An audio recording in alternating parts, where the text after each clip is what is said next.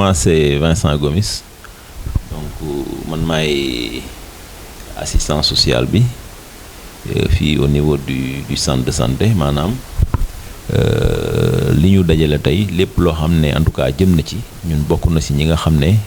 seen loxo daf ci sóob bu baax a baax a baax a baax alors bu ñuy ñëw ci ndajeg tey bi li ko waral mooy dafa am loo xam ne dafa xew depuis quelque temps ci réew mi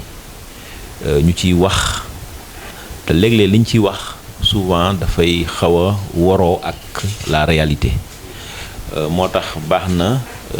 ñuy am daje yu mel nii pour mën a indi yenn information yi mën a leeral yenn mbir yi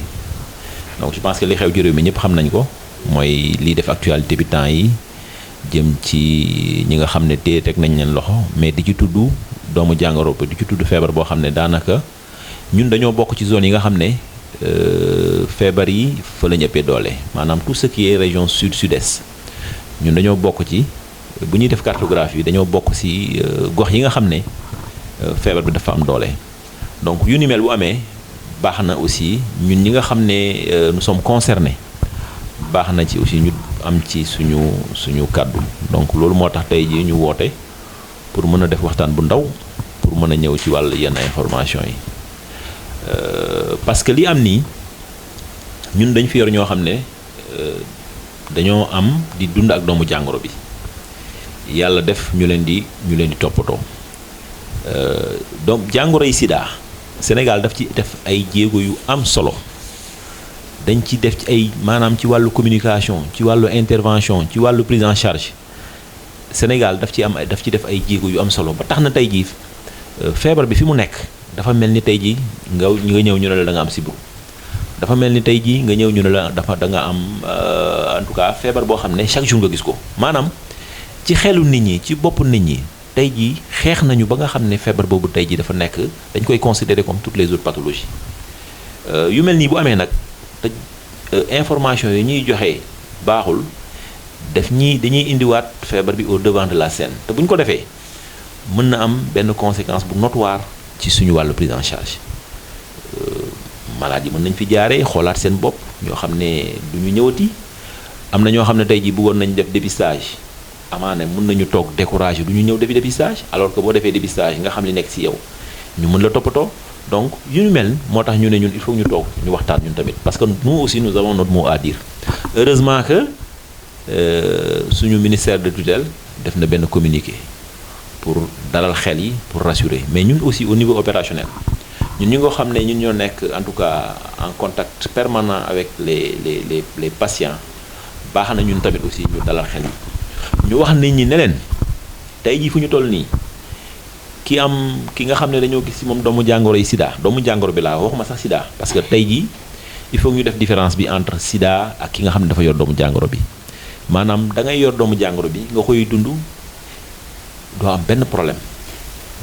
yow ak ki ko yorul daanaka yéen a yem parce que tey jii am na politique boo xam ne politique de prise en charge boo xam ne moo la mën a permettre nga dund ak doomu jàngoro bi sans problème stade sida nag boo ko déggee mooy ki nga xam ne dem na ba mënatul boppam dara kooku tëdd na feebar na koo gis day xam ne kii dafa feebar daanaka maladie feebar bi fu mu toll ni tollatul foofu parce que garab yaa ngi fi accompagnement baa ngi fi donc nit ñi ngi dund ak doomu jàngoro bi sans problème nit ki bu defee dépistage maanaam bu demee xool deretam ñu gis ne moom dafa yor doomu jàngoro bi ci saa si dañ koy jël en charge dañ koy toppatoo te buñ ko toppatoowee muy jël garab boobu dem nañu ba tey jii sax doomu jàngoro boobu mënul jóge ci yow dem ci keneen parce que yaa ngi jël garab bi bu ñu jëlaatee sa deret boobu ñu teg ko ci machine bi mu xool ko dafay wax ne man gisuma doomu jàngoro bi ci yaramam donc pour dire que garab yi ñu yor tey jii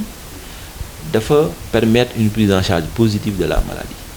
feebar bi fa mu nekkoon nekkatu fa mais boo dégloo tey jii message yi ñuy joxe ci contexte bi dafa mel ni feebar bi dafa ànd ak gravité boo xam ne kenn mënulu ko wax alors que demeewul noonu te nit ñi dañuy fàtte ne ñi jàpp ni ñu yor doomu jàngoro bi mais tey jii boo demee ci biir prison yi am na ñoo xam ne ñu ngi yor doomu jàngoro yi am na ñoo xam ne ñu ngi yor doomu jàngoro bi di ko dund sans problème comme ni nga yoree tuberculose yoree ko hypertension artérielle yoree ko beneen doomu jàngoro am na ñoo xam ne si biir ñu ngi yor doomu jàngoro di ko dund sans problème ñun ñi suñu biir kër yi am na ñoo xam ne ñu ngi yor doomu jàngoro bi ñu ngi nekk ak ñoom ñu ngi dëkk ak ñoom sans problème nekk ak nit ki taxul sax nga ñu wàll la ko. Donc pour dire que tey jii il faut que ñu dalal xel yi rassurer nit ñi nit nag quelle que soit la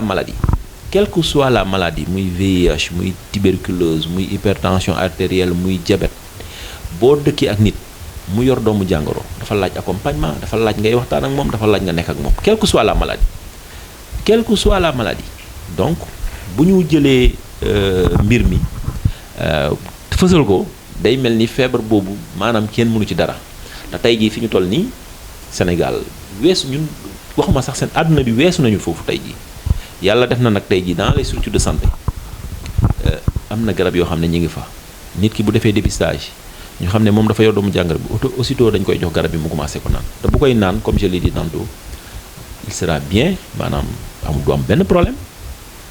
xanaa moom mu taxaw ne la man tey jii yor naa doomu jàngoro bi te du ko wàll keneen il va vivre positivement sa maladie du am benn différence ak ki nga xam ne yorul doomu jàngoro bi tant que moom tey ji waxu la ne moom yor na doomu jàngoro bi donc ñun tey ji contexte bi ñu nekk loolu la dañoo bëgg a xamal nit ñi ne leen il faut continuer à faire le dépistage buñ ci ragal dara képp koo xam ne bëgg nga xool li nekk sa deret moo xam dafa loo xam ne c'est en rapport avec le VIH continuer à fréquenter les structures de santé ñëw leen ci structures de santé yi ñu defal leen dépistage ñu xool seen deret bu ku ñu gis ci yow doomu jàngoro bi dinañ la jël en charge sans problème le VIH nekkatul dara ce n'est plus un problème nit ki da koy am di dund ak moom sans problème comme ni muy amee tension wala ni muy amee diabète wala ni muy amee beneen maladie c'est une maladie chronique rek mais tey jii les gens vivent positivement avec la maladie donc c'est rare actuellement nga dégg nit décédé na parce que dafa yor doomu jàngoro yi sida c'est très rare te bu njëkk loolu la woon nit ki bu amee doomu jàngoro bi dañ koy teg de côté mais léegi ce n'est plus le cas amul munoo xàmmee ki yor doomu jàngoro bi ak yorul doomu jàngoro bi tey jii ñun ñi toog nii ñun ñii nii kan moo mën a wax yor na wala yorul tey jii man su ma ko yoroon xamu leen tey jii man gujaa bi nii maa ngi dend ak moom est-ce que yor na ko est-ce que yoru ko donc pour te dire que nit ñi il faut ñu xam ne message yi ñuy joxe actuellement message bi ñuy dégg nii c'est des messages erronés donc actuellement il y a pas de problème par rapport au VIH donc vraiment c'était pour rassurer pour également lancer un message ak ñi nga à ceux qui veulent faire le dépistage de continuer à faire le dépistage parce que li bon mooy nga yor doomu jàngoro bi sa yaram taxamuloo ko mais boo yoree doomu jàngoro bi ñu dépisté la nga positif tey xamal ne sa problème jeex na parce que da ngay aussitôt da ngay commencer naan garab da ngay jël garab bi sans problème comme ni ko docteur Badji waxee tantôt Sénégal dafa mettre ay stratégie pour que doomu jàngoro bi bañ a jógee ci nit ki dem ci keneen tey jii chez la femme enceinte ma joxe exemple si femme enceinte bi si CPN yi maanaam bu ñëwee visite prénatale mais ci li ñu koy defal dafa am lu ñuy waxtaan ak moom defal ko dépistage aussitôt bu ñu gisee ci moom doomu jàngoro bi dañ koy jox garab muy naan di ko accompagner ba mu am doom boobu aussi ñu jox ko ay garab muy naan pour mu bañ am doomu jàngoro bi donc tey jii boo xoolee les infections c'est très rare nga am de nouvelles infections yu bees parce que compte tenu des moyens ak stratégies yi nga xam ne moom la ñu mettre en place donc vraiment rencontre bi c'était pour ça pour dalal xel yi pour continuer à encourager les gens ñu fàttali également ñi nga xam ne souvent dañuy am ay informations par rapport au statut d'une personne ñu koy tasaare di ko wax mais loolu c'est interdit par la loi il y a une loi sur le VIH qui est là permettrewul nit quelle que soit la pathologie sax amoo droit nit feebar sax nga ñëw di ko waxuma laa nag par rapport au VIH tey jii y a une loi qui est là sur le VIH mais gis nga ne ci rajo yi dañuy ñëw di citer diw naan diw am na doomu jàngoro alors que c'est pas le cas hôpital tey jii boo fi ñëwee quel que soit jàngoro bi nga am mais kenn du génn ci biti ne la wax yaa ngi am na diw am na jàngoro bi donc nous sommes tenus également par le secret professionnel confidentialité baa ngi foofu mais secret professionnel donc ku ñëw hôpital ñu gis ci yow dara du waa hôpital ñuy génn ci biti di ko wax donc vraiment c'est pour rassurer les gens donc c'est la raison pour laquelle on vous a convié pour que aussi yéen aussi ngeen mën a jouer seen partition par rapport à la sensibilisation que les gens sachent que actuellement c'est pas ce qui li xew nii nekkul vraiment la réalité donc baax na ñu mën a je pense que indi des éclairages par rapport à surtout que comme je l'ai dit tantôt ñun dañoo bokk ci régions yi nga xam ne sont très touchées par l'infection à VIH donc les régions sud-est bokk nañ ci ñi nga xam ne ñi yor doomu jàngoro bi bari nañ fa Voilà, donc je pense que c'était ce qu'on avait à dire par rapport à la langue, suite à ce que docteur Badji vient de dire, quoi. L'ancien ministre de l'Intérieur, Aliou Ngouille Ndiaye, dañ ko invité woon ci télé TFM ñi ñëw laajte ko affaire homosexuelle mooy góor jigéen yi moom nee na au Sénégal ci góor jigéen yi ñuy nekk fii les 48% yëpp ñu ngi ànd ak VIH te ñoom ancien ministre de l'Intérieur la ils ont toutes les informations. Est-ce que au niveau du département de Goudomp, surtout dans la région de Sédhiou, parce que ñun sur région sud bari na foofu ñu ànd ak VIH yi est-ce que homosexuels yooyu waa district dañu leen ràññee ci ñi nii wala lan man dafa mel ni moo sama question parce que bu fekkee homosexuels yi 48% yëpp ñu ngi ànd ak VIH te kenn xamu leen loolu beneen danger la waaw lan mooy seen taxawaay ci wàll boobu. mais li ma ci mën a wax rek mooy comme li mu wax xam nga dafa am lu ñuy wax le taux de prévalence Sénégal dafa am taux de prévalence national mais boo demee ci région yi taux de prévalence yooyu dañoo wute moo taxoon sànq ma ne la boo xoolee ñun dañoo bokk ci régions yi nga xam ne taux de prévalence bi dafa élevé maanaam ñun les régions sud-sud-est bokk nañu si ñi nga xam ne suñu région suñu taux de prévalence dafa élevé maintenant boo duggee ci population bi aussi noonu la amee différence entre les différentes populations boo jëlee population yooyu ngay wax noonu dëgg la dañoo bokk ci population yi nga xam ne seen prévalence c'est très élevé actuellement parce que boo xoolee sax tey jii la lutte contre le VIH ñi ngi ko orienté vers les populations clés ñoom la ñuy woowee les populations clés maanaam góor ñi nga xam ne dañuy seq ak góor ak jigéen ñi nga xam ne dañuy kii seen bopp dañuy jaay seen bopp boo xoolee ñoom seen taux de prévalence c'est très élevé Sénégal actuellement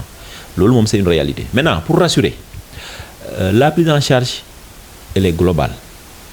muy population générale bi muy population clé yi ñëpp la ñuy jël en charge au niveau national au niveau opérationnel maintenant ñun au niveau district la même stratégie bi am au niveau national moo nekk au niveau district au niveau opérationnel maanaam ni ñuy jëlee en charge les populations clés au niveau national c'est la même chose également qui se passe au niveau opérationnel ce qui veut dire quoi ce qui veut dire ñun si on a des populations clés également on fait tout pour xam yan mooy population clés yi on fait tout également pour jéem leen mettre sous traitement su nekkee parmi eux il y a des gens qui sont infectés donc même stratégie bi nga xam ne moom la niveau national parce que c'est des recommandations yoo xam ne moom moo fi nekk donc boo xoolee chaîne bi yëpp moom la ñuy topp donc que ce soit au niveau national que ce soit au niveau régional que ce soit au niveau district dès qu'il y a des populations clés ces populations clés là sont prises en charge parce que bu ñuy wax niveau national bu nee 48% ça c'est si réew mi yëpp la c'est national voilà mais vraiment donc encore une fois pour rassurer les gens que la prise en charge elle est globale bàyyiwuñu benn groupe léegi s'il y a au niveau district si on rencontre des cas de population clé également on les prend en charge donc et puis on déroule des activités de prévention également loolu am na ci solo parce que dans la sensibilisation là on le fait à l'endroit de la population générale mais également à l'endroit des populations spécifiques parce que ñun am na lu ñuy def loo xam ne ñi ngi koy def population générale du ko gis donc ñun am na yoo xam ne bu ñu ko intervention yoo xam ne c'est des interventions ciblées bu ñu koy def on le fait directement avec la population qui est concernée donc ñun tamit aussi ñi ngi koy def fii au niveau district